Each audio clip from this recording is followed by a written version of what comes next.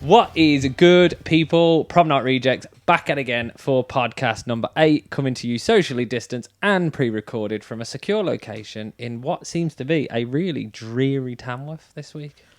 It does. It went from really nice to really shitty real quick. It's bullshit. It's fucking miserable. Dave's not here tonight. My name's Dave McMullen. If your name's Dave McMullen, please don't write in. Fuck Dave McMullen. We won't write back. Tonight we're going to be talking about our number one album of all time. So an album that we would take to us on our desert island disc, so to speak. What would our number one album be? We've spoke about this beforehand, but a lot of these we haven't mentioned. Great songs, but then not an album. So we'll bring that up. Can I just point out the millennials in us all, the fact that it's a desert island disc. Yeah. It's not going to be a disc. It's going to be a fucking hard drive or a fucking iPod for us. Do you know what I mean? Walkman. The Desert Island iPod Classic. Yeah. Fucking mini disc player. iPod Shuffle, pre-touch screen. Oh, man. The MP3 player with the little flick button on it. We old as shit. Yeah. Oh my God. I did actually own a proper tape Walkman.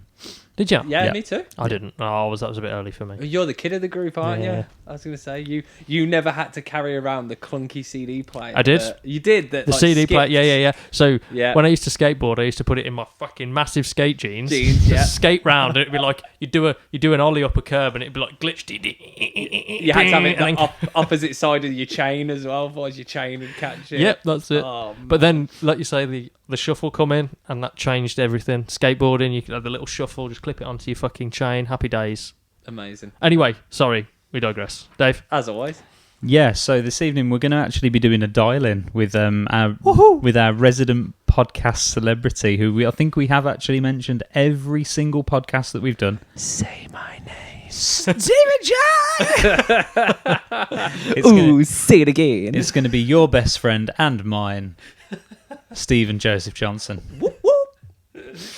Cannot wait. Yeah, Oh, we're gonna be talking some funny stories, and maybe we'll get a dad joke out of Steve too. Yeah, and we'll keep him on the line through dad jokes. He'll fucking love that. Goddamn right we will. And of course, we'll speak to anybody else that'll speak to us. So we'll see how that plans out. I'll try ringing Phil. It might happen. It might not. I'll just ring anyone. I'll literally just ring in anyone. I'll flick random on my phone, click call, and I'll be like, "What's poppin'?" Yeah, maybe not the best idea. No. We posted something on the Facebook about not. Hang on. Sorry, let's just bring attention to Dave's dadism there.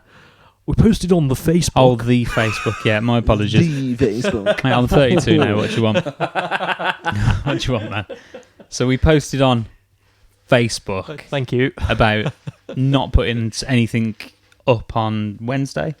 Yeah. And I think it was Steve Leatherland that said he was disappointed. So I mean, I haven't even got Steve's number. Otherwise, I'd dial the dude in, because he's got some cool ass stories, some really funny stories. But yeah, that's maybe for another time. Remember him pissing up the side of an ice cream van at Download Festival. He's absolutely bossed him for a piss, and he pissed up the side of the ice cream van. The ice cream man was fucking livid. I mean, when you gotta go, right? But then he kept like. After, I don't think the ice cream man actually caught him on that occasion, but then kept going back. He kept going back. When you've got a spot, it's like a dog. Once you've laid down your scent, that's it. You're good to go. He was literally, he kept reaching up and just on the window of the ice cream van, and the guy would basically pop his head round and be like, "What the fuck is that?" And then Steve would just stand there like, didn't do a thing, not me. And then he'd go back. Do it again. This guy was livid, and he was just like, "Do you want to fucking go off site? Do you want to go off site? You and me right now?" So, I don't know what you're talking about, mate. Is that what you're talking about? Stinks of piss round here, lads. Honestly, it was hilarious. This ice cream man legitimately wanted to knock Steve out. C6 Steve. Do you know what? Fuck it. Let's carry on that conversation. What is like the place that you had to go because you were that desperate? Oh. I've been driving to work before, and I was that desperate. How long to the drive to work? This is when I worked in Derby, so you're talking a good 50 minutes, and I'm at a railway bridge, so like the things down, and I'm 2 minutes from work, and I'm literally 2 minutes from work, but this bridge is going, and I know for a fact I'm going to piss. I had to drive down a residential street and get down in the back of my car and piss in a bottle. in my suit. Nice. Yeah. Ooh. Like, fucking horrible. Like, absolutely Tom's the horrible. worst for pity, honestly. We go for a game of golf, or so, fuck me, now, the Facebook and a game of golf. I mean, just how old can Dave make himself sound on this podcast this evening? But we go, and literally, we've left the course, we're 10 minutes up the road, we just get onto the motorway, and Tom's like, can we stop? Need to have a piss. Yeah, but It's like a pee. yeah, yeah, but when we've had like 2 or 3 pints before we've left, Yeah. and then it's like you go before and you break the seal, and then no matter how much you try and put it off, if it's in your head, it's in your head. You fuck then, aren't you? Yeah. So I was like, yeah, constantly. I pissed in, especially with the whole COVID thing, and obviously no public toilet experience. I pissed in a Tupperware tub. Yes. Yeah, and then just disposed of just at a convenient Yeah. location, I like hope in the you- car. I hope Yeah. you responsibly disposed of the Tupperware tub.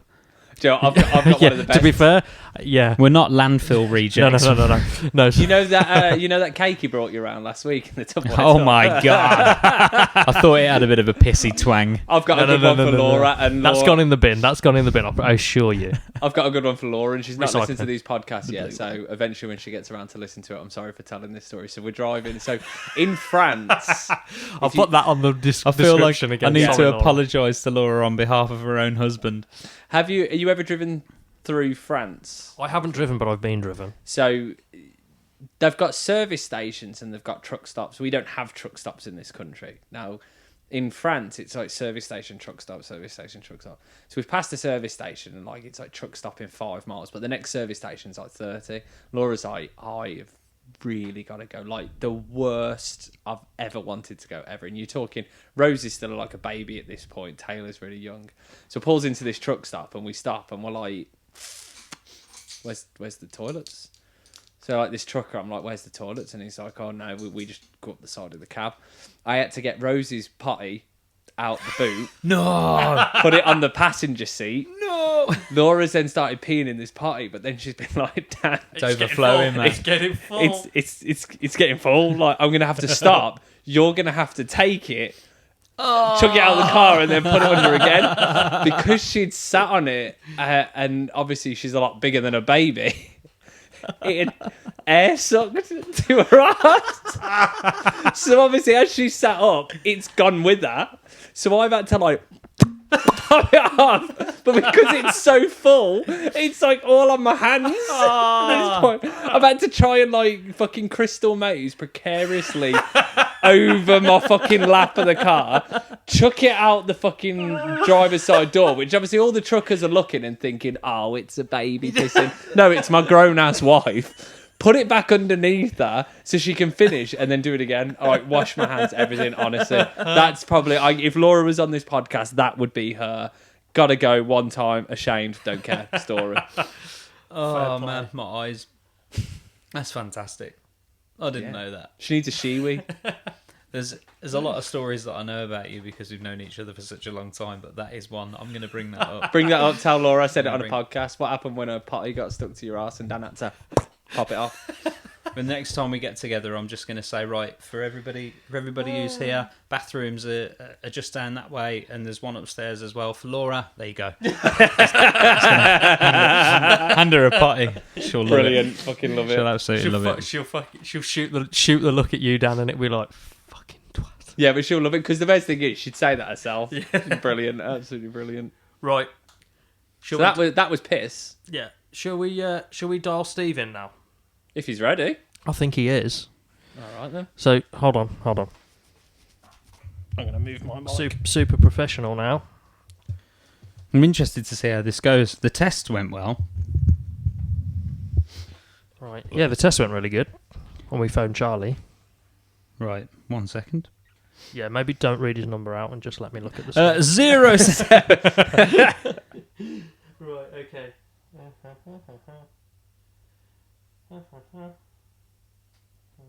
Hide your kids, hide your wife. It's Stevie J. Okay. Here you go. Am I holding? Oh my god. Audio so clear. It is clear. Drop it down a bit. Why'd you just not answer? I'd love it if he didn't. Hello. Hiya, bro. How you doing? You alright? Yeah, not too bad. Can you hear us okay? Yeah, can you hear me? Yeah, man, clear. Is it actually quite clear? Yeah, it is, yeah. Excellent. I've got Dan and Tom with me here. Yeah. Stevie J. How are you, boys? How do you? Right? Yeah, good, man. Good, man. Good. All the better for hearing your voice, Steve. Ah, you little sweetie. You're live on the podcast, so please swear. Oh, no, we won't swear. We won't say fuck or bugger. He said it. He said it straight away. He said bugger. A shameless plug for Steve.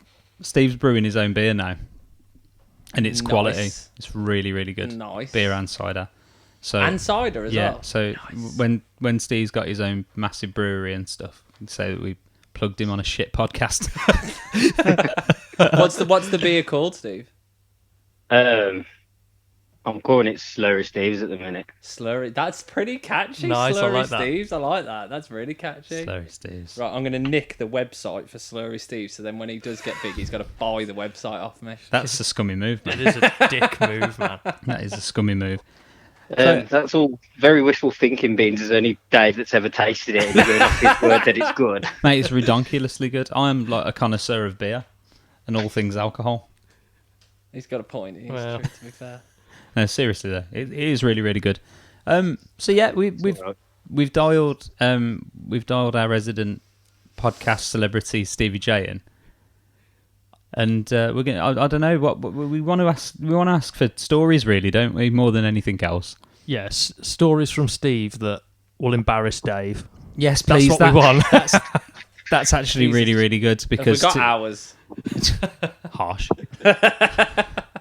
Stories from Steve that'll embarrass Dave. Embarrass any one of us. Like the thing is I've known you, Steve, since well, for probably about as long as Dan, for 18 years, roughly. Yeah.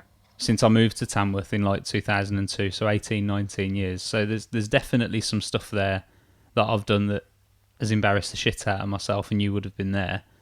And you've known Dan for quite a long time. You've known Tom since the band days, really. So band days. anything that you've got, really, anything that you think might.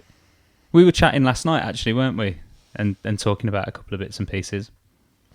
Yeah, there was a couple of bits and pieces. God, the Tamworth band scene used to be really fun, didn't it? You used to go out on a Thursday night and you'd bump into 20 or 30 different people in different bands. Yeah. You could do that, couldn't you? Just go to Bonds, look around, and be like, I know that Yeah, person. yeah. Oh, yeah. I know you. He's Yeah. in this band. Yeah, He's yeah. in this band. Yeah. Back in the He day. used to be in this band, but now he's in this band. Yeah.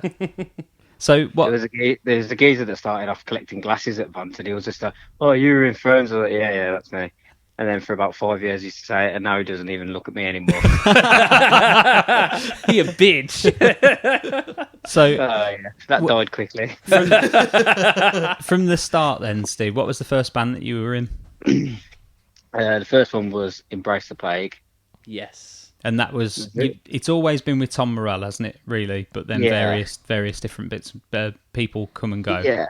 What was I mean, what was the school gig you did with Embrace the Plague? I can't remember. I think that was under Thrones, to be fair. And that was when Ed Thomas was at Rawley. And I think it was when he was in sixth form. And they did like a benefit thing. And they had like a few different people on and whatnot. And he said, "Oh, yeah, we'll play." So we played at, I think it was Rawley at high school. That was very, very odd because it was like a theatre with no stage on and just a load of school kids. Oh, and there was think a I load of remember parents that. there and stuff, wasn't there? Yes. Yeah. And then you guys came they on. shit themselves. They literally thought, "What the fuck has this school gone to?" They didn't know what was going on, and then a load of kids. Correct me if I'm wrong, Steve, but I'm sure a load of people came down the front and just started beating the shit out of each other, like moshing and stuff. Yeah, a couple of kids got up and tried to mosh. One got a bit close to me, so I kicked him up the ass. And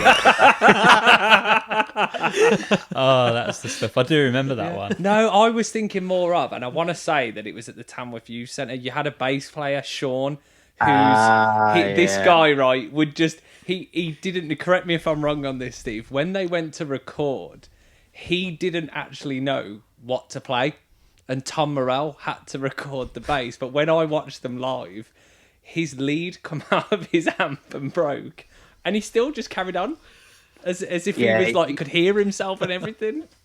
He did that a few times. That That was the first gig, and he was unplugged for nearly the whole thing, and he didn't realise. And then when we actually tried to do a little recording, it was actually with Tom's uncle, who was in Electric Cake Salad, Love Yes. and it. he had a little 4-track recorder, and he recorded us at the youth centre where we used to practice. And Sean come in and recorded this bass, and it was like nothing that was ever in the songs. It sounded like none of the riffs, none of the parts. There's all these like tapping bits in it and scales up and down. It was crazy. It was honestly, it was like a full guitarist playing a bass and going mad. By comparison, he was a good bass player. That's the worst of it, because he went to college and stuff and he knew how to play. But then in the context of the band, he just wanted to like rip scales all the time. He looked like he belonged in Motley Crue rather That than was it. Yeah. fucking He- Thrones he and Embrace the Plague. He definitely looked like he was Motley Crue, but I mean, you guys got lucky with being in your band and having Neil and Nick. Maybe we just needed a bass player with the letter starting with the letter N, but solid bass players who liked playing bass and wanted to play bass. But I don't know anybody. Well, we eventually got one many moons later, but we had so many people that were guitarists and just wanted to be in band and play bass for us for a bit or whatever. It took an absolute donkey to get a bass player, and then when we got Sean, I think it was Josh at the time, his mate, or he knew him, got Sean in, and he was a great bassist, but he just wasn't playing what we were playing. We were playing, deathcore and that sort of stuff. He And wasn't suited for you at all, really, was he? And you had such a No. pool of talent in your bands. Dave Stewart, Tom Morell, you on vocals, Ed on drums. That's fucking awesome. Yeah, I mean, Ed started that band. It's quite funny actually how I ended up joining Embrace the Plague. So I wanted to be in a band for ages, and Dave will contest to this, but everyone knows I'm an absolute god awful singer, like terrible. And I knew I was never going to sing, and then I started getting into heavier music, and I was on when I worked at KFC when I was 16. I was on Wash Up Round the Back, and I just kind of realised I could start doing the vocals, so I just used to practice them when I was doing Wash Up Round the Back. It must have been like a goblin. Imagine, oh my god, can you imagine like somebody forgets to lock the door and somebody comes in and just wondering if KFC's open, and you can just hear that in the background. You're like, I'm gonna lock up, I'm just gonna go. Ooh. It was clanging pots and pans and heavy vocal. That's what it was. I mean, I wanted to be in a band. I'd never been in one before. I was learning to do sort of vocals and stuff, and I didn't really have a clue what I was doing or where to go or what to do. But my mum knew somebody whose son played the drums or whatever, and he invited me around his house to go and have a jam with him and his dad. And it turned out that this kid went to college with Tom Morell, and just out of chance one day, he knew that Tom played guitar. He said to me, "Oh, do you want to come and have a jam with my band?"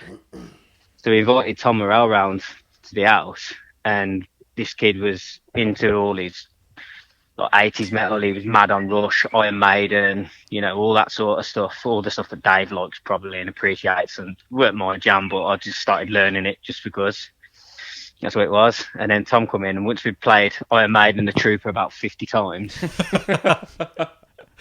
where I was literally screaming it and doing whatever, Tom just ripped in straight into I think it was for Stevie Wonder's I Was Only by Bring Me. Awesome. And I just started singing along with it, and he would just like looked at me like gobsmacked. I was like, "Oh, do you like Bring Me?" I was like, "Yeah." He ripped a few other songs off, and then he texted me. I was like, "Oh, do you want to come and do some vocals in my band?" And that was it, really. I remember that was it, because yeah. wasn't it like an upstairs room in that kid's house? Because I swear to God, I Yeah, came it and was. jammed on that. Like I think he did. one time. I think he did. And he's It was quite sad, really, because he was a really nice lad, but he'd had cerebral palsy, so he didn't learn to walk properly until he was about 13. But he started learning the drums pretty much straight away. So he was a really, really, really good drummer. But I think he was quite socially awkward and didn't have many, if at all, friends. He was a nice kid, though, wasn't he? I think it was his dad. He was dad a really more nice awkward. kid. His dad was a bit of a knob, yeah. And then the one day, his dad got annoyed because I can't remember with Tom or something, and then he was like, "Oh yeah, you're not allowed to come back round the house again." So Tom basically stole me in the long and short from the disabled person. If I somebody could have would been have his best told friend me, now. I don't know. if But somebody would have told me that Stevie J got into a band with Tom Morell through Iron Maiden, I'd be like, fuck off. No, in a Not a roundabout way chance. that happened, and then basically Tom came in and took Steve from a kid with cerebral palsy. That's more believable than Iron Maiden, to be honest. That's pretty much what happened. honestly, throughout the years, you ask anyone who's been in a band with me and Tom, the amount of times we're at practice and he rips into the trooper and we play the trooper. Everybody in the band has a solo. I demand a cover. I remember even back in the early days with Ed, before Dave Stewart was in the band, and with Josh as well. And we'd play the first, we did, because it's verse, chorus, solo, chorus, and that's pretty much the Iron Maiden strong song structure for every song. And I remember Tom started ripping into it. So we played it. He did his little solo. Then Josh would have a solo. Then we'd let Sean have a solo. He'd get a whiskey bottle out of his bag and start running it up the strings or whatever. And then Ed would have a solo. And then I'd have a solo. And, I'd just beatbox or do scat or whatever I wanted on it. It was quite fun, really. Oh, mate. And it was all of this was at the youth centre? Well, yeah, we started off actually at Shuttington Village Hall. Yes, yeah, I remember. Oh yeah, I remember that. And then they stopped letting us practice there. I can't remember why. And then Tom's dad had something to do. He was like a social worker or something, so he could get the youth centre for us for about a tenner. So we used to practice there. And we practiced there for ages. Yeah, I remember. I do remember that. I think it was until we got a bit more serious and we knew we needed like an actual proper room and a PA and stuff, because for God knows how long, I just used to plug a mic into an amp. Yeah, that was it. That's how it starts, though, doesn't it? Yeah. You start the band, that's it. And then eventually, Did you end up with a lockup, or did you go to Rabana's? Because I know that there's a funny story at Rabana's. After we'd done Embrace the Plague for a bit, we started.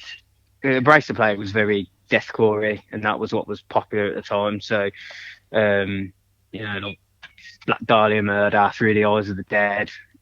Bring Me's EP and first album were pretty much carbon copies of two other bands' albums. Mm-hmm. Job for a Cowboy, or adaptations of an Autopsy, all this deathcore and grindcore stuff was massive at the time. Yeah. And then we started to digress into some a bit more technical, a bit more riff-based sort of bands, that a bit more your Architect sort of style, your Parkway Drive, a bit more metalcore-y, I would say. And then that's when we rebranded and changed to Thrones a little bit. I always love that name. Yeah. Always. Oh, yeah, because wasn't there something in Wolves in the Throne Room or something? I might be wrong, but I feel like that might have been like a first iteration of that band name until you just decided to go with Thrones just on its own. Maybe I've just made that up. There was quite a few different things, but we had to be very careful because there was a few fairly big bands at the time, like At the Throne of Judgment and some other stuff that were there. So we just went with Thrones in the end. I think it was just every band at the time had a massive name, and you can remember sort of the big death metal fonts where it was looked like a tree. You really struggled to make out whether it was blood spatter or whether it was actual font and writing. But that's why we went for something short and a bit different, really. Job for a Cowboy was one of them, I think. Job for a Cowboy. Yeah. So I remember going to Download Festival, and they were on like the third stage or something, and I was with a couple of people, and his older brother, whoever I was with, it's his older brother, and he turned around and he was like, "What? Who are these then? 'Cause I can't really tell because their banner just looks like a load of mess." And I said, "I think they're called Job for a Cowboy," and he said, "It's funny that the banner looks like it says Roger the Terrorist." Yeah, you can't. I've got it up on Google. You can't fucking read that. That doesn't say Job for a Cowboy. That's spaff on a fucking curtain. But I'm trying to decipher Roger the Terrorist. Yeah, I can't see Roger the Terrorist either. You mentioned having a lockup. I remember going to a practice, and I wasn't in the band. I just sat in the fucking corner and watched. And I remember Steve going for it so hard on a song, he started getting a nosebleed. Or did you bash your head on the wall or something? But he started getting a nosebleed, and I was like, "No, I'm so aroused right now." At the time, I used to get quite a few nosebleeds, and it just used to happen. But it turns out I got really, really weak blood vessels in my nose, so it doesn't take a lot to trigger it. So I only have to That's blow my nose too hard or made him look wash my proper nose and it goes badass, off. though. So Steve's yeah, it did look stage cool. party trick. It actually happened to me at a gig in Derby as well. I don't know whether anyone come to that one, but it was at the Slugging Lettuce in Derby, and it was when Dave Stewart was at uni, and he said, "Oh, he's got this gig with loads of local metal bands on, and he knew this promoter or whatever, and it should be all right. We should get a little crowd, probably 30, 40 people." We're like, yeah, fine. We got there, and there was like no other bands there, and then all of a sudden the Indigos turned up from Tamworth, and that was the other band, and they brought about 20 people. They watched them and then left, and it was just about 10 people for Dave Stewart's mates from uni that watched us. But I also got a nosebleed in the middle of that, and then some random people were just like walking down into Slug and Letty's basement, hearing us and seeing us, and just seeing me with a bleeding face and just leaving immediately. I'm in danger. Oh, I've never heard that one before, I must admit. Never heard that story. I asked one of the girls in the crowd, one of the like 3 females probably in the building, if they've got a tampon so I could drop my nose. I mean, everyone else thought it was hilarious, but they were not impressed. Credit to you though, Steve. I saw you a bunch of times, and whether it was 50, 100 or one person, you always gave it your all. What was the well, I've probably asked this, what's the venue that's on the canal? The actress? The Flapper and Firkin. Flapper and that's Firkin. right. I remember going to watch you guys at the Flapper and Firkin, and do you remember how intimate it was with the crowd? And if they stood back, you couldn't really see them because of the lights. I remember, I don't know whether it was Embrace the Plague Thrones, Steve just literally took the mic, walked out into the crowd, started, and he'd get in your face. Like, people he didn't know, he'd just get in your fucking face, and I was like, I fucking love that dude. I think some of the best shows are like that though, where it's like that intimate, and like I'm just trying to think of the band. There was another band that was very much like that, like you say, jumped straight off the stage, jumped straight into your face, Straight just in. like singing at you. Yeah. You always had the confidence to do that though, Steve. I You just didn't I give a used to shit. do it when people were a bit standoffish and didn't really know what would like it or appreciate what was going on. So I was just like, they're already uncomfortable. They don't really like it, so I'm just going to make it worse. You know what though? This is one of these things that, for anybody who's known Steve for a long time, like it doesn't matter what he does. I always feel like he's been like that. So we used to play football, and Steve used to play in goal for the most part before you started. But you still do, but before you started reffing and stuff as well. But if he would never just stand in the goal. If a striker was coming at him, he would fucking run at them and scream in their faces. I'm not even lying. He'd try and put them off and just start shouting and screaming, and they'd brick it. Because what's this guy doing? This absolute nutcase. So that's kind of like part and parcel of Steve's build-up. He's just like, get stuck in and just do it. Do you know what I mean? I've always loved all of the shows, to be fair, that I ever came to. You played one. And again, it was back when Embrace the Plague were a thing, and it was like a little pub, and it was right in the corner, and there were a few people there, and they were going absolutely nuts and stuff. But I can't even remember where it was. It might have been over Nuneaton Way or something like that. Yeah. Let me think. I came with you, and I don't know, Matt. I'm not like the biggest fan of that kind of music. Like I enjoy it. I enjoy it, especially when Steve will tell you, like, whenever it's got like a chuggy riff that you can bounce to, that's the kind of stuff that I'm into. Like, whenever Steve would be listening to stuff in the car and I'd be with him, he'd be like, "You'll like this," and it was people like Legend. Yeah, I was just going to say Legend. Heart of a Coward. That's it. Anything. Heart of a Coward. Yeah. I'm not listening to them in ages. Anything that grooves. Yeah. anything that grooves, definitely. So, but I just remember going to any one of your shows. I mean, there's lots of stories that I could tell, but I think we've embarrassed you enough. Like, do you know, with various bits and pieces. So it's kind of your turn, really. Steve's like our son. We just gravitate around him. Absolutely. He's involved in all our stories. It's amazing. You kind of are in a way, aren't you, Steve? Well, I think Tom's probably the only one I haven't actually done anything kind of musical with. Yeah. You had me guess when you did Sausage Fest, didn't you, Dan?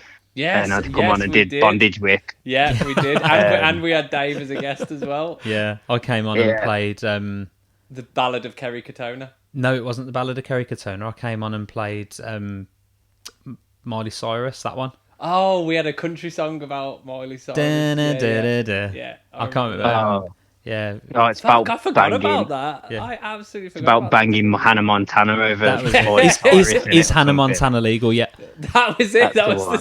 song. yeah. And Brilliant. then it jumped into Tom Jones. You can leave your hat on because Benji came out in a cowboy hat covered in oil and just a And a just a towel. towel, and then like grinded on some girl on the stage whilst I was playing up there with Yeah. with a geezer dressed as a nun. Scott was like in a skirt, And I had a gimp mask. and you had a on. gimp mask on. That was a surreal time, wasn't it? It was very, very, very surreal. I think I come on in some like retro 80s like short running shorts, like silky ones, and a t-shirt that had got sea turtles on it. It was like a coral blue, and I'd ripped the sleeves off it, and then I wore a mask. And that was the Battle of the Bands. I wrote Elf on my knuckles as well. You did, and we had me and Chris had t-shirts that had got your fucking MySpace page on it. Brilliant. Oh yeah, Fucking amazing. Absolutely amazing. It was a good year that was. Yeah, definitely. Yeah. Now, have we told Steve that we're featuring ghosts on this? So no, I think Steve obviously knows that I had expressed some interest in doing ghosts. So just a tiny little bit of background. I didn't know that Steve and Tom had done a re-record. When did you do it, dude? It's a little while ago, wasn't it? yeah. We did it not this Christmas, the Christmas before, And you did like the vocals in a cupboard at Tom's house. pretty much. Yeah, Yeah, it's like as homemade as you can get it. And Tom sent me all the stems, and I did like a little bit of a remaster because I just was like on a full blown nostalgia trip, and I was just like, you know what, I'm going to take this and I'm going to put a little bit of what I do into it and stuff, and send it back. And the guys enjoyed it and thought, you know, Steve, you're super overly critical of yourself. I think it sounds absolutely sick. To be I've fair. heard it, and I think it sounds really good. Likewise. So we'd like to play. We'll put it in this one. Yeah, Yeah, put it in this put one. it in If that's one, cool yeah. with you, Steve. Which fine version? with Like me. version 365 that I did, or something like that. I mean, that song. Tom wrote that song probably when Thrones was coming to an end, and it was a time in Thrones when we had a lock up in Brum at Rabana's. We had a drummer called Lee Frawley. Dave Stewart left because he just couldn't commit to it with uni.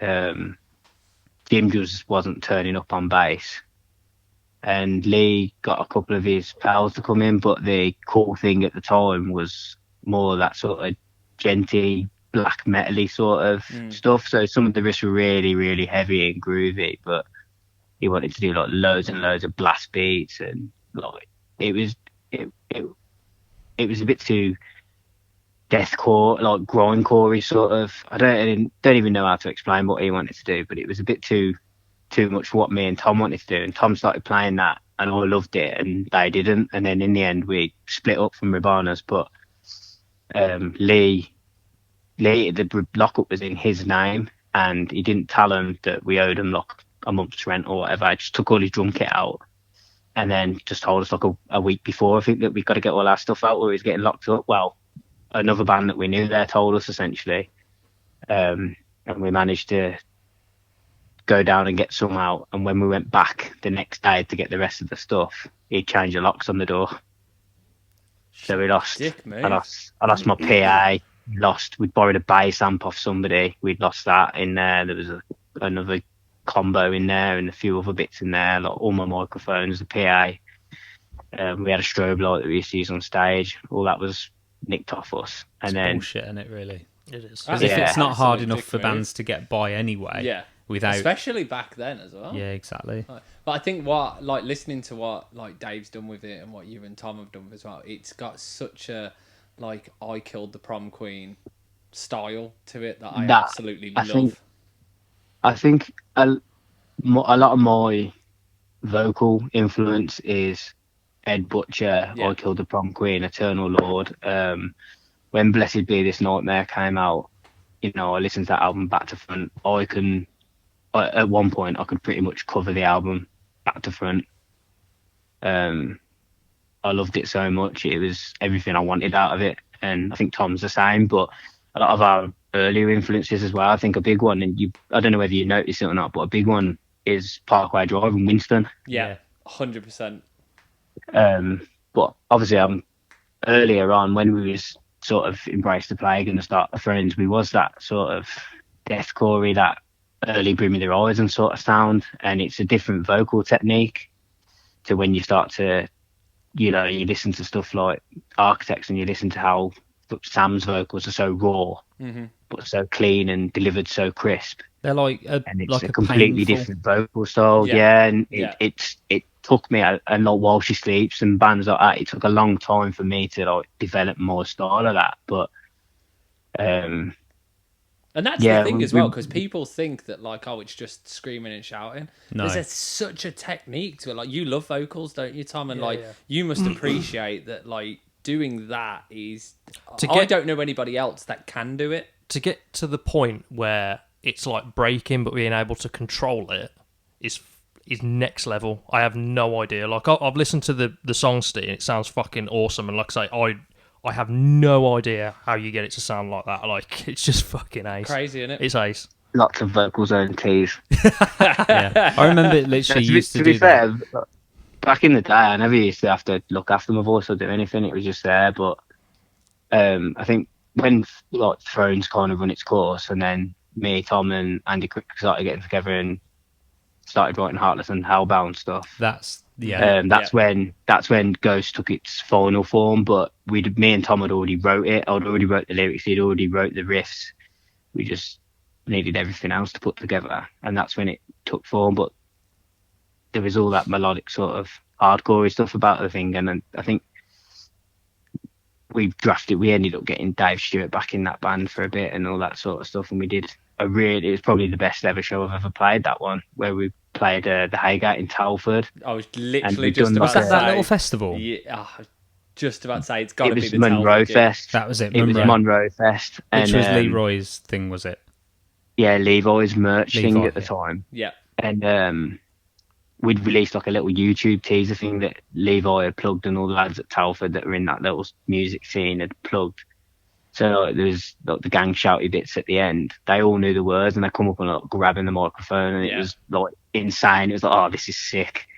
But again, it was one of them where we were playing songs and stuff, and it weren't really what I wanted to do, but you just kind of went with it because you still wanted to be in the band and still like playing music with them guys. And then when that fizzled out, the last one I was in was with Tom and Dave again, and there was something after called Heartless Dan Hartman. and Hellbound, or did it's called The Hunting Party. Oh shit! Hunting Yeah. Party, yeah. Oh, because Dave started posting lots and lots of stuff on SoundCloud, I think. Yeah. When once he'd finished uni and he'd got his feet under the table where his recordings and stuff were concerned, he was posting some stuff that was just ridiculous.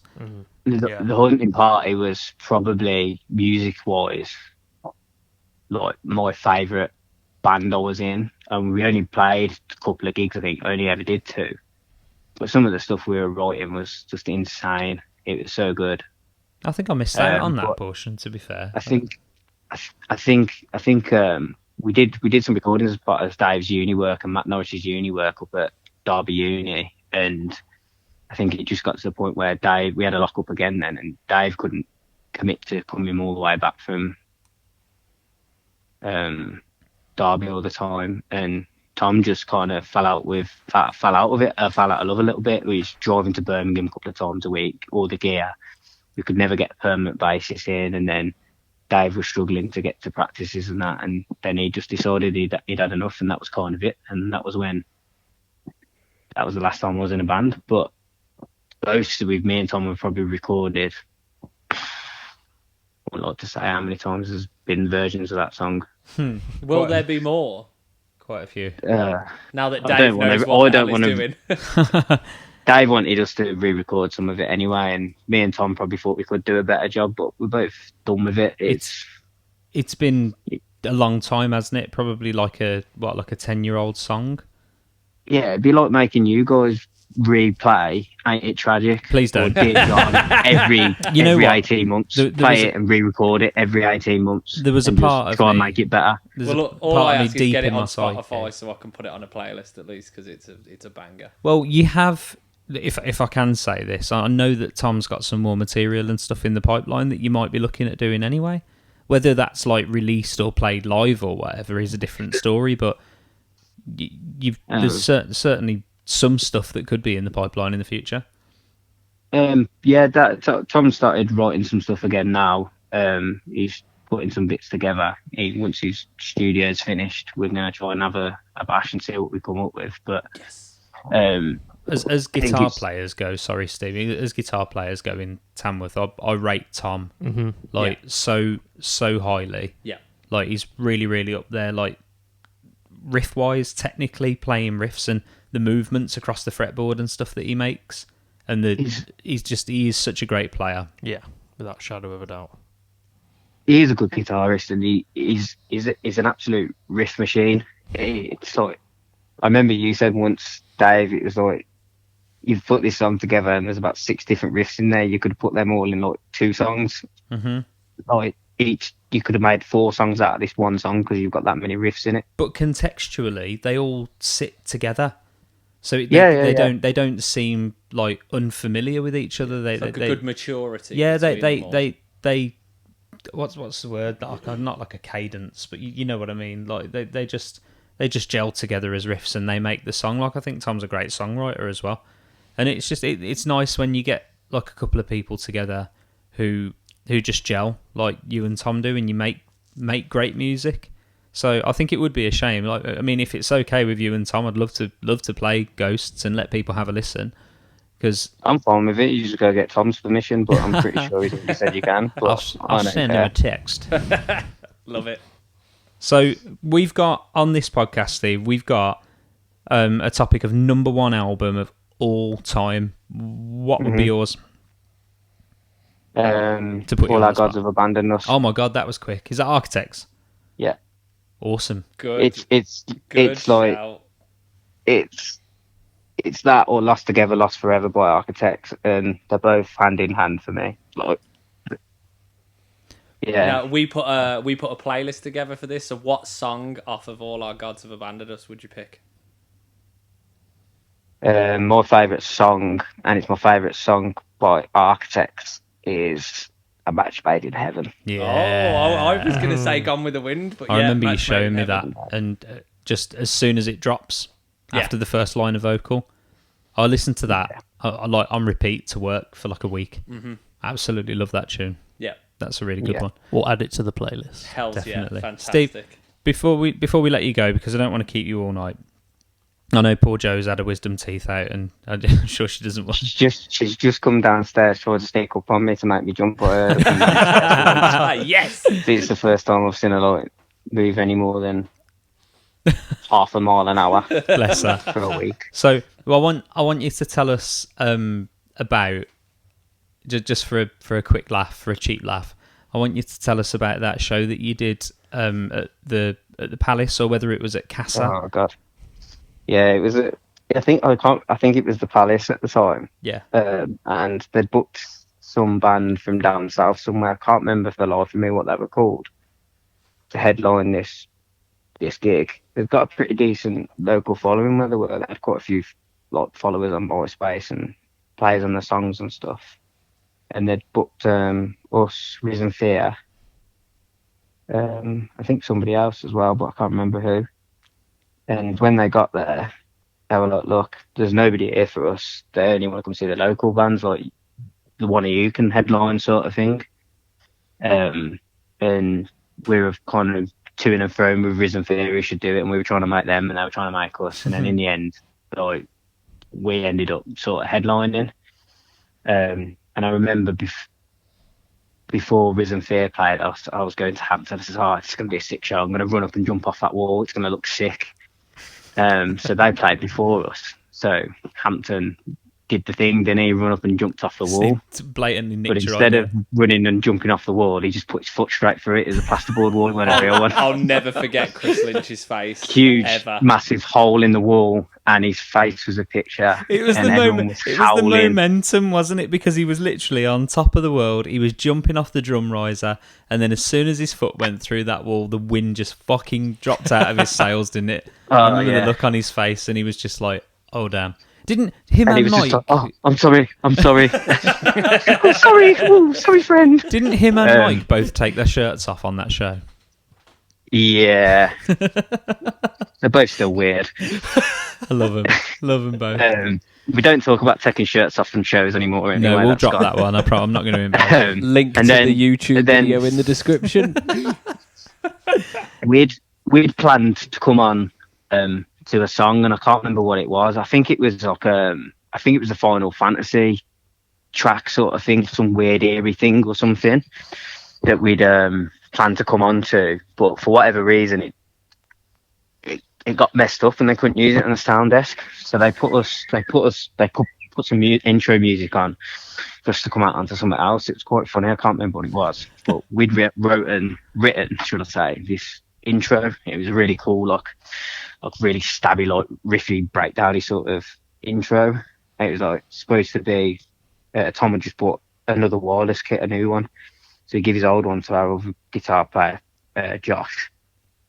And they were supposed to like bounce the riff from one cab to the other. It Yeah, sounded left really and cool. right, left and right. Yeah. Yeah. It's like dun dun dun dun, this riff, whatever.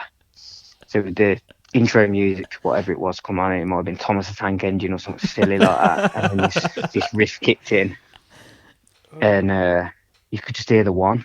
We got halfway onto stage and realised that Josh hadn't turned his wireless on or something. So we were like, no, start again. So we went off stage.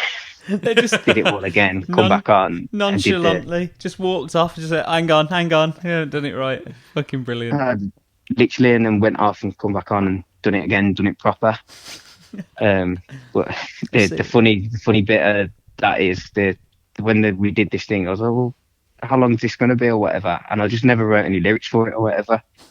I couldn't be bothered. So I literally sung. Mark Rigby wrote a poem at school that he handed in for like a GCSE world poem day or something. It nearly killed the teacher. But he wrote ponies are so cool. I like to ride them with my tools. Ponies! Oh, fuck yeah. So those were the lyrics I sung to over this big angry beatdown. I mean, no one could tell what I was saying, so it didn't matter. But yeah, Oh, we know. I know now. well, you know now. Everybody who listens to this podcast will know now. So that's like me, you, Tom, and the man next door or something. Yeah, that's pretty much it. Yeah. That's pretty much it. You got us.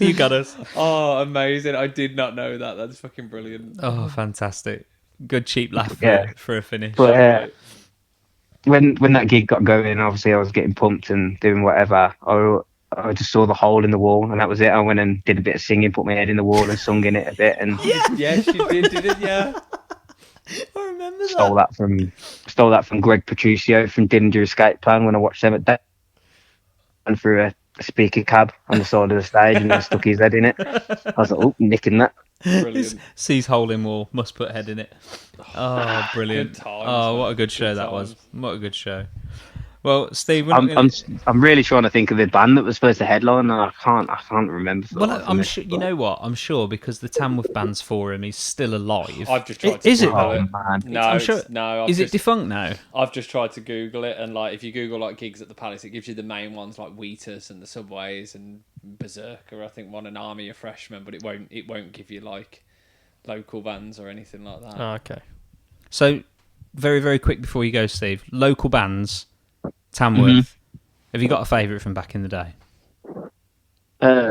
obviously, my undying love is always with After Hours. Oh, you little babe. You sexy motherfucker. I feel like I was at every stage of that band, from you playing your little Green Day songs at the Belgrave Theatre Yeah, man. when you first started learning guitar, Dave, all the way to recording albums, remember driving Charlie up to surprise and see you in Stoke when you'd been locked up there for a long week. Yeah. Oh yeah, was when we were recording? That was it? when there was some banging at the door, and we were in the living room at You Prism fucking Studios. shit Fucking shit yourself. myself because I thought somebody's coming to break in here, rape and murder all of us, and take all of my shit and steal all of my thousands. Basically, Sanka from me. Yeah, exactly. Basically, Steve was banging on this door, putting on this voice, and he was going, "I know there's a Dave in there, and I want to kick the fuck out of him." Dave's like, "Please help me!" And he's like, "Open this fucking door now." I knew it was Steve, so I'm like, "I'm just going to open the door and let him in." Dave said, "Don't you fucking open this door!" So I unlocked the door, and it was Steve. Steve, Charlie, and Rigby, wasn't it? Yeah. Amazing. You shit yourself. I did absolutely as well. brick it. Absolutely shit yourself. Yeah, definitely. I was like, it's one of those studios where there's a long hall, and between every section of the hall, there's like a double sound isolated door. Yeah. And I was just trying to get through every door to get as far away as humanly possible. I do not want to be anywhere near when that door opens, to be honest. Oh man, yeah, I do remember that. I mean, obviously, I love you guys unconditionally, and then Tom's gonna feel bad here because he's not getting a mention, but I didn't pick up Elf until later on. But obviously, Risen Fear will always hold a special place in my heart as well because I'm still good mates with all of those guys.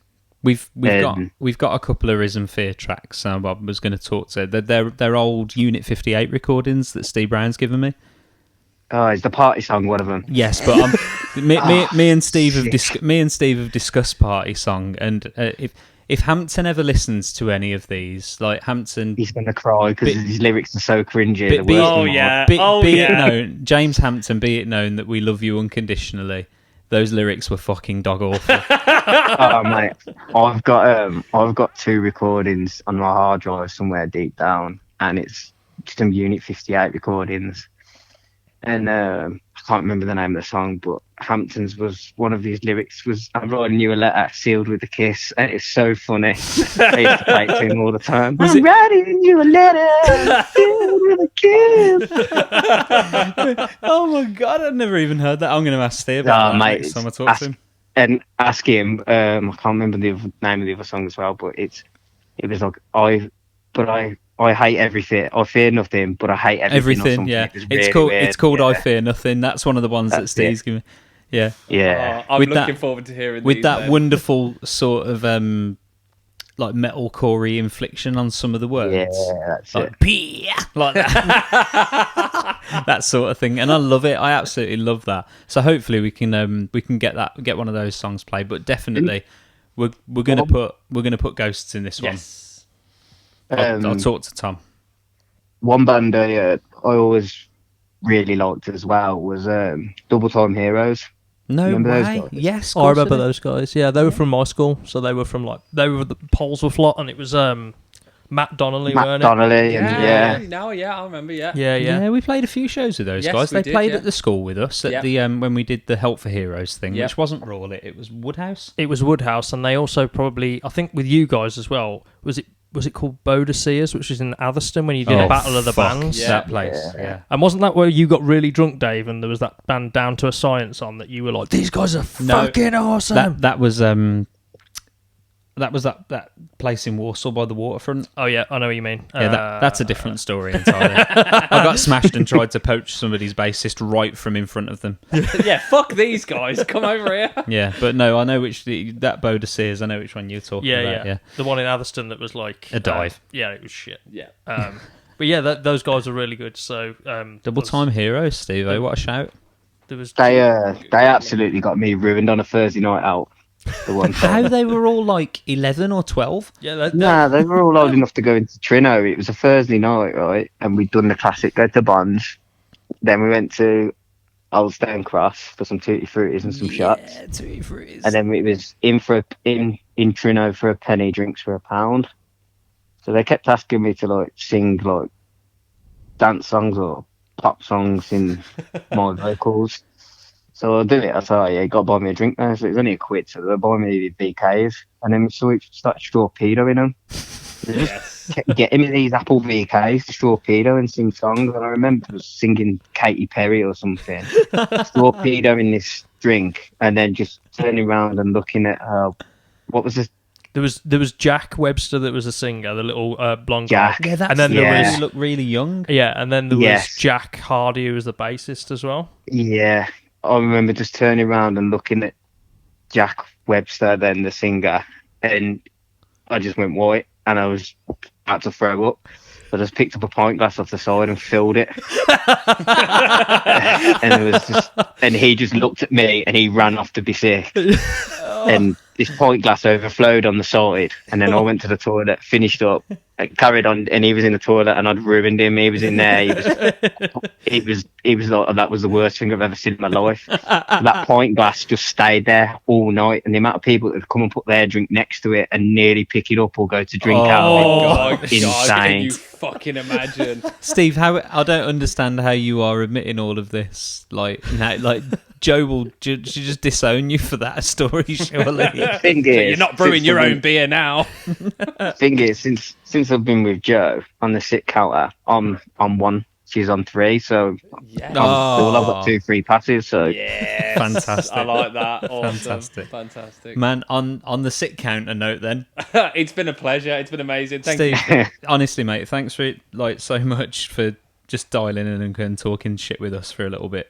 no, it's been good, boy. It's been nice to reminisce, and that's what I like about your podcast so much. It brings back loads of good memories and good times, man. Because whilst being in a band was a lot of hard work and a lot of effort, ultimately it was a laugh. And I've got so many different stories, different times from. That's season 2. Yeah. Yeah. Oh, 100%. I mean, 100%. you talked about Unit 58 the other week. I've got some stories for Unit 58 when we used to practice after Phil's band and Gaz Waite's band. I can't remember what they were called. Redemption Clause, was it? That was it. Yeah. Oh, they used to practice after us or us before them, and used to have the whiteboard in there, and we always used to take the piss out of them and Yes, I remember that. Phil with a massive fringe with a cock for a nose and stuff like that. And just destroy them, and they'd come in and they'd have the set list on there, and we'd just change it all to like rapey names. Just to bully them.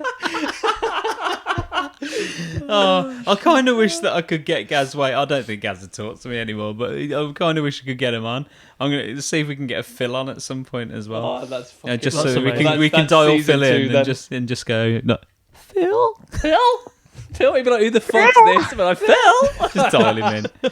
Oh, mate, thank you so much. thank you, It's been Steve. wicked to talk to you. Right, thanks for having me on, guys. See you later, Keep buddy. up the good work. Thanks, And mate.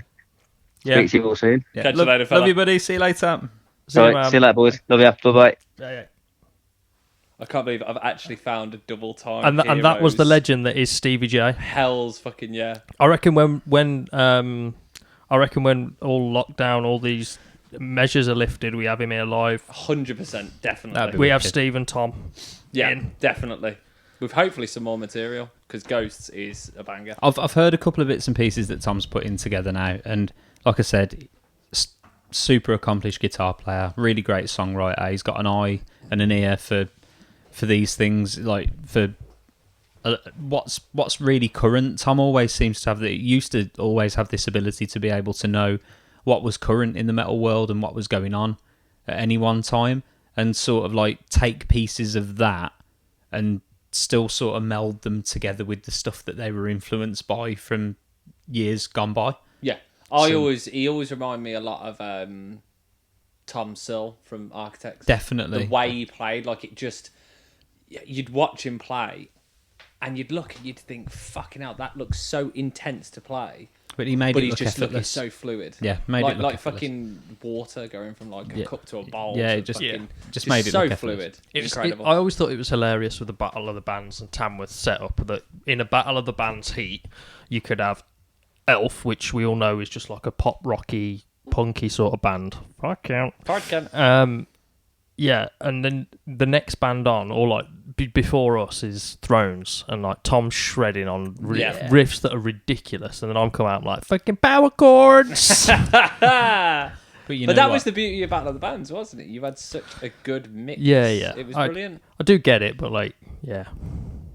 When you brought up Tamworth Bands Forum as well, I've been sort of deliberating whether we would bring this up in the podcasts, but like, I don't know whether that's still a thing anymore. You mentioned it's still around. No, I don't know it's whether not. it is. I've tried It was not too Googling long it. ago because we wanted, as After Hours, we wanted to know when our first gig was as me, you, Becky, and Gaz, and it was that TK Maxx show with the infamous super tight T-shirt.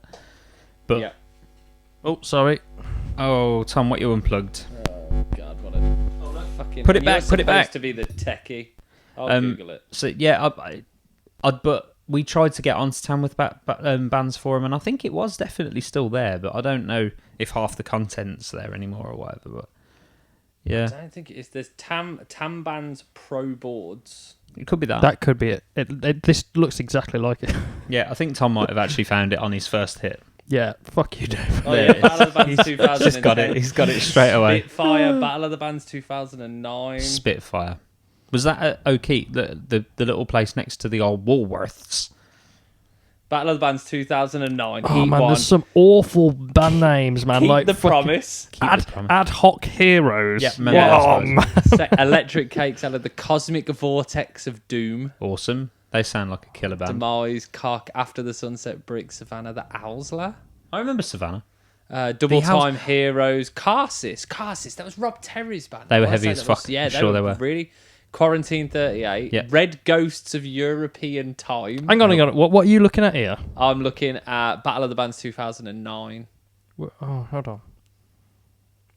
Where the fuck Let's is that? Burn Barney at the Zoo Sausage Fest, Palm 5. Everybody Looks Famous.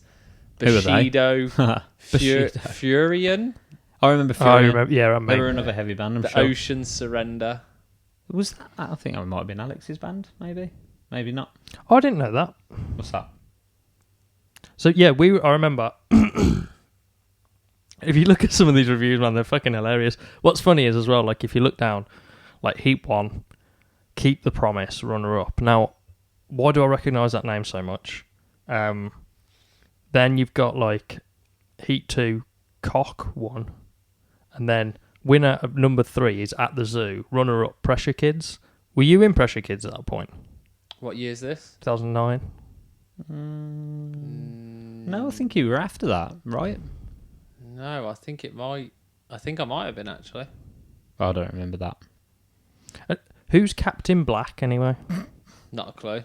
So this is the person that's posting all this. This forum is literally just him posting.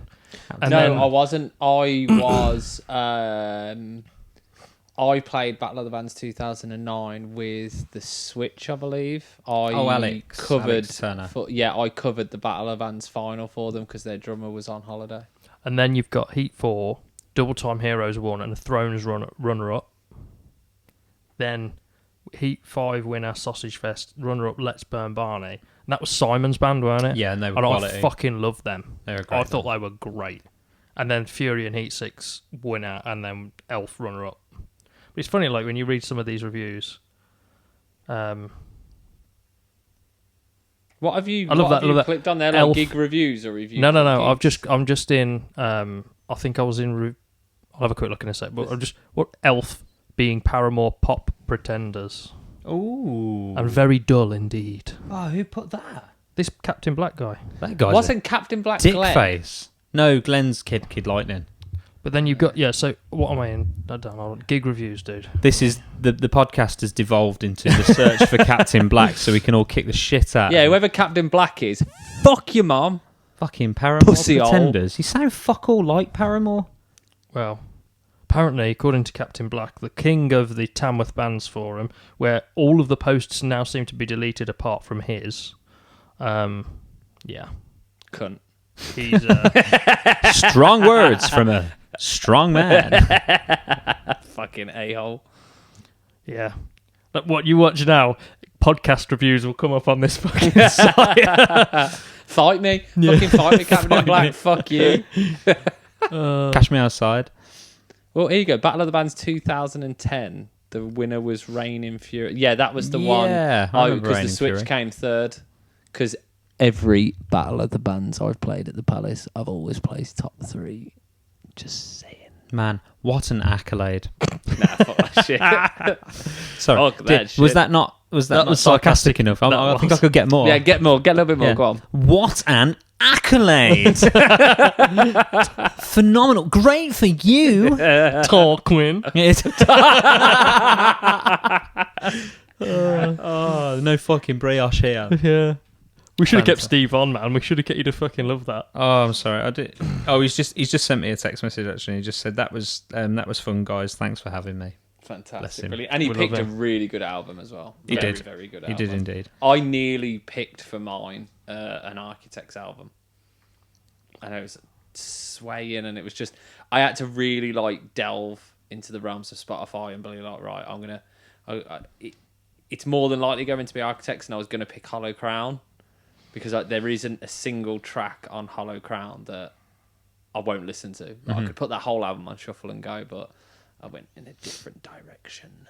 Okay, so coming back to the subject that we spoke about, because we're an hour and 8 minutes in. Oh, this is heavily edited today.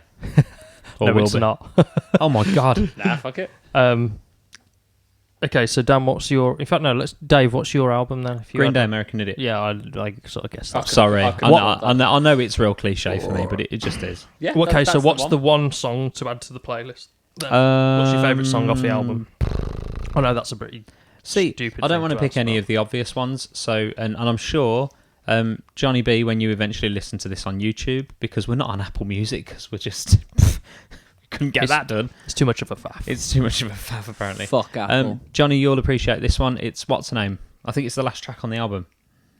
But what's its name? Okay. That's what the song's called. Tom got It's it. called What's Your Tom Name? got it. Fucking hell. Yeah. Hello, Dave. Anybody in there? Yeah. See, Taxi for Dave. I'm quite surprised that you didn't choose Give Me Novocaine. No, I mean, it's difficult because with Novocaine drops into She's a Rebel, and St. Jimmy gets dropped into from Are We the Waiting. So I kind of see them as One two, piece. yeah, one song each. Do you know what I mean? And you can't pick Jesus Suburbia because it's too fucking long. American Idiot was the most overplayed thing in like 2005 when it was released. Like massively, massively overplayed. When September Ends is too sad. And then that leaves things on there like Holiday and Boulevard. Yeah. But what's the name? It's just a really, really well considered and well written track. And it's just great. It's a great song. So that'd be the one for me. American Idiot, what's the name? Okay, good choice. Dan, do you want it to... I'll save mine till last, because I did have an album in mind, but I've just flipped, and I'm going to change. Oh, God, look shit. at you. Okay. Yeah. Okay. Gonna flip, reverse it. Mine is Mayday Parade's self-titled album. Oh, solid choice. I like I was it. going to pick A Lesson in Romantics, but looking over Spotify, whilst A Lesson in Romantics is an incredible, incredible album, and again, it's one of them albums I could stick on shuffle and listen to every song. I think if we're going for like well-written vocals, you know, I think I said it earlier, music maturity, I think that's the album that Mayday Parade came into their stride.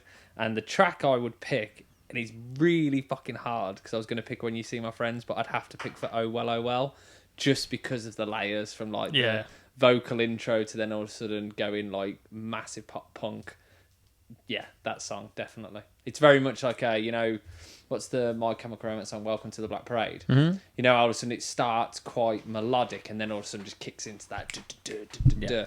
That's the same as that song, Oh Well. It's got this nice vocal melody and then it's just in your face, kick you in the dick. I will have a listen when the playlist is generated. Indeed. Damn right. So what have you changed yours to? So, I'm intrigued. yeah, me and Dan had a chat about it before. So before I was going to say, take off your pants and jacket, Blink-182, just purely because of the mix and the, like Travis's drumming on that album is incredible. However, I've changed it because this album probably influenced me and probably changed my life more than any other album has. I have an album in my head. Do you think you know what it is? And Don't say it. I won't say it, but I think I know what it is, and I will be truthful if it's right. Okay, so the album that I think changed my life, and I didn't expect it to at all, was Paramore Riot. Oh no! Oh, okay. Good So- album. Good choice Yeah, as well. solid. That's an iconic Yeah. album. So it was this, you know, and fueling the Tamworth band's fire. It was the album where, like I say, I didn't expect it to change my life. I didn't expect it to do any of those things. And then, as you guys will probably know, when you start in bands and stuff like that, especially around where we grew up, Mm-hmm. there's more ladies, girls that are more forthcoming to come and sing Mm-hmm. for a rock band than there are guys, because, you know, we would, you know, for us, guys would just, you know, sing. There was no real, like, guy singers, if you like, especially around where I grew up and when we were Agreed. playing. So it was just ones that weren't confident enough to come out and say, yeah, I'm going to fucking sing. It was just guys that had just been sort of pushed into it, like they were guitarists that thought, yeah, I'll give it a go, sort of thing. Yeah. So when a girl would, yeah, I'll come and sing, and then obviously you start looking at what other influences are around girl-fronted bands. I didn't want to be like Evanescence because, quite frankly, I'm sorry, dude, but Evanescence don't want to be like Evanescence. Yeah. Evanescence and like all that, like Within Temptation and stuff, all that bullshit. Like, it's all that bullshit. all that bullshit. Lacuna Coil, though. Fit. I get the. Is that the first thing that comes to your mind? No, but she was fit. I What do you wasn't mean a fan was? of that. I She's wasn't a not fan of dead. the music. Past tense. I know what you mean with that album though, because when you've got like, you know, you've got songs like That's What You Get, but then you've got songs like Born for This, which that snare rhythm in the bridge for Born for This is just crazy. Those doubles are insane, and then Crush, Crush, Crush. I think for me, it's like I say, I didn't expect it to have such an impact on me, but like early on when we were writing and stuff, and when we went to record, that's all we wanted to sound like, the top, like in terms of the mix and the way that it's done. And even now, when you go back and listen to it now, it's that the way that was done stands up now, like with albums that were released yesterday. The production stands Oh up. god, yeah. And Misery Business isn't even the best song on that album. No, for me, my favourite song, and I think Dave will probably know which one it is because it's the one where I just went nuts on the fact that live they do it so differently. They used to intro with it. It's Let the Flames Begin. Yeah. That is just that song is just incredible. For a pessimist is mine. I get that. Yes, First song the drums. That's First what you song get. in, kicks you in the fucking nuts straight away. Absolutely amazing. But I love it because I can do this whole like indie thing where I'm like, I knew them before they were cool. Like I listened to Paramore with like Pressure, Emergency, and My Heart. Yeah. Like I listened to those like periodically and loved it, and then they obviously brought out Riot, and I was like, fuck, that's a huge step change. I was in the car listening to Riot probably about 3 weeks ago, and I'm just listening to it back to front. I'm driving to work and I'm listening to it, and I think it must have been on shuffle because it jumped to We Are Broken, and I'm literally sitting in my car, like, and I can feel emotions coming up. Just listening to the song because the vocal is just so. She is such a powerful vocalist. Yeah. And the songs are so well written, and the production's fantastic. Mm-hmm. And it, like Tom said, it does stand up. Drum sounds crisp, incredible. So everybody wanted. Is Josh right? Or no, Josh was the guitarist. Zach was the drummer. They're brothers, yeah. weren't they? Josh and Zach, but like Zach's drum sound on that album, brilliant. It's just what everybody wanted at the time, wasn't it? It's still what they want now. Yeah, yeah. exactly. I'd take that now. Yeah. Definitely. Like, I think for me that album, like I say, it shaped so much. For me, it's like I say, like Dave, I'd go back a lot and listen to albums that I loved at the time. Like I really loved that. I really loved a band called Forever the Sickest Kids did an album called Underdog. That album, I'll go back and listen to that just top to front, because when I was driving, whenever I was going to school or uni or whatever, those are the albums that I listened to. But Paramore Riot for me. Good choice. Awesome. Josh's writing style as well as a guitarist. Mm-hmm. It's just the fact that after Paramore he was doing sort of projects and stuff, but it never came to fruition. It's just such an unbelievable waste. Cracking choice. But like yeah, so my track that I'll add to the playlist will be "Let the Flames Begin." Fantastic. Woo. I like that one. Yeah, solid. Oh yeah, and rub your nipples at me. Sorry, you look, you're making eye contact. Man spreading, rubbing your nipples at me. Bite it off. Oh man! Right, do we want to do a feature today? Do we want to do Would You Rather, or do you want to do dad jokes? I mean, we're an hour and 17 minutes in at this point. I want to say my dad joke just because I fucking love it. I had one earlier, but I don't know if I've still saved it. What's the difference between a dirty bus stop and a lobster with breast implants? You knew to some extent there'd be something to do with tits. Carry on. Go on. One's a crusty bus station and the other's a busty crustacean. He's laughing at himself. Yeah. That's shocking. Please, for everybody listening, Dan is laughing at himself. We are not laughing at Dan. I love my own jokes. I've got one. What's the difference between a hippo and a zippo? One's very large and one's a little lighter. I like that. You gotta laugh. You know, we're not doing these point systems anymore, Tom. You can laugh, you know. No. It's allowed. I know it is, but I'll laugh if it's funny. Is this I part like of the that. allure of this section that just it goes completely fucking silent? I like afterwards? that. I liked that, Dave. That Oh, was good. brilliant. I'm One's glad. a little I enjoyed lighter. that one as well. I'm gonna nick that. Yeah. How does the moon cut his hair? He clips it. Do you know what was so funny about that? The delivery. Oh, yes. That was it. It was the delivery more than anything. That was fucking brilliant. Oh, he man. clips it. Yeah. There's some dad jokes that have just got to have the delivery. Like what did the DJ name his son? Eric. It's got to have the. If you just went Eric, it's like No. Oh, no, I love that one. You've had two of the best so far with the attractor for the country girl and now that. well done, Tom. Well done Brilliant. indeed. Thank you. Fantastic. So, are we going to go into Ghosts? And Yeah, then I mean- lead out, and we'll do the outro. Yeah, why not? Oh, yeah. Let's play Ghosts then. So Two Dave, 2 years in the making. Recorded Maybe in the longer. bedroom, given to Dave. It's been much longer in the making because I remember recording one of the very first iterations of this song at Tom's house with an old iMac that I had that I eventually sold when I was just like done. I was done with music. I was done with music production. I was just like not bothered. Everything's getting sold. But prior to, you know, that little bit of a earlier life crisis and selling everything, I definitely was involved in doing a recording. It's been recorded at Unit 58 maybe. It's been recorded by Dave Stewart for a university project or whatever. It's been recorded so many times, this song has. Well, let's get into it then. Here it is. It's Steve say it's Thrones or Heartless and Hellbound. I don't want to get it wrong. So it's Thrones, it's Ghosts, it's awesome.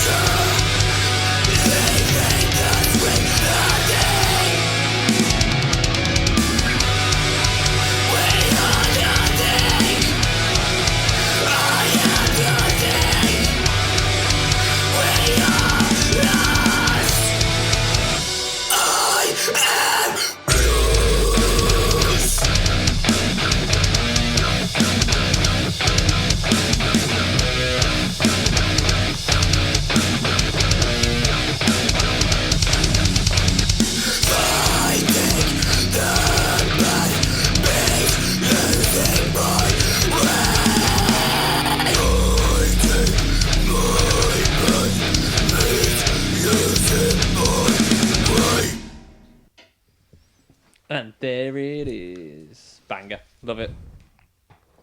Steve's got such a way with lyrics. Definitely, and I had a hell of a lot of fun, like remixing it and stuff, and sending all the different iterations to Steve and Tom, and they know exactly how they wanted it to sound, and it was like, man, maybe change this little bit and change. And they had so much input, and I neglected a whole day's worth of work. I came back to my computer working from home with like 150 emails because I just sat there, neglected work, and just mixed there. So Fuck work. It was really, really fun revisiting it after all those years, and it sounds so solid though. It's changed tunings and stuff as well. So it used to be, I think that's in B, and it used to be in like A sharp or A flat or something like that. It was really, really low.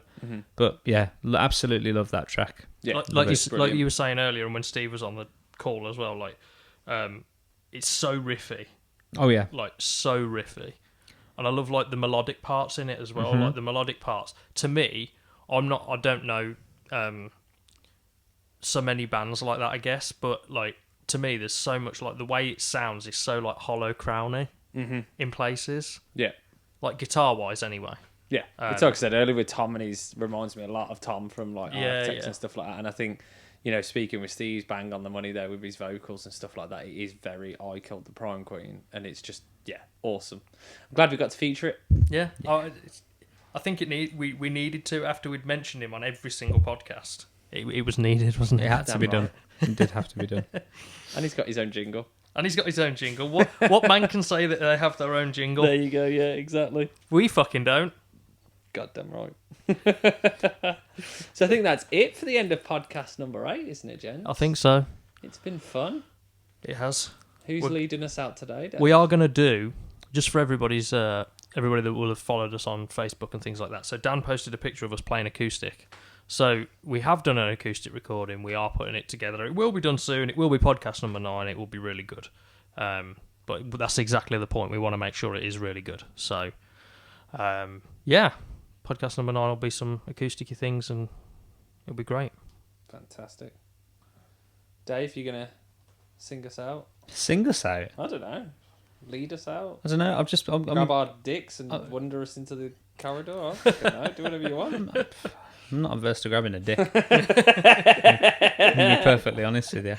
I was thinking more along the lines of, right, mates! Yes, we haven't had Australian. Let's do it. Have we not had Australian Nope. yet? Oh. You have to swear to get your accent first. I don't, you know what, either. I don't think with Australia, I don't think you do. You fucking can't. That was Cockney word. Yeah, I know, but yeah, it's the same thing. You have to with Australian. The Australian's a pretty good one to just fall into, isn't it? Yeah. Do you not think? Yeah, I think with, like... Go on then, Surfer Dude Dave. Surfer Dude Dave? No, it's not Surfer Dude, it's Australian. What? Mates! Thank you so much for listening to our podcast this week. So good. It's been a fantastic time. I've had Stevie J on. Can't wait for him. Oh, fuck me, where I'm disappearing now. Can't wait for him to bring me a couple of beers. And it'll be fantastic. We're going to run around with a couple of kangaroos. Something or other. Something else fucking Australian. Do you know in Australia they sell a cheese court? No, I can't say that. No, you can't. Go on. Thank you very much for joining us on Podcast 8 with Prom Night Rejects. From myself, Daniel, and Thomas. Good night. God bless. Fuck you all. God. What's this cheese then?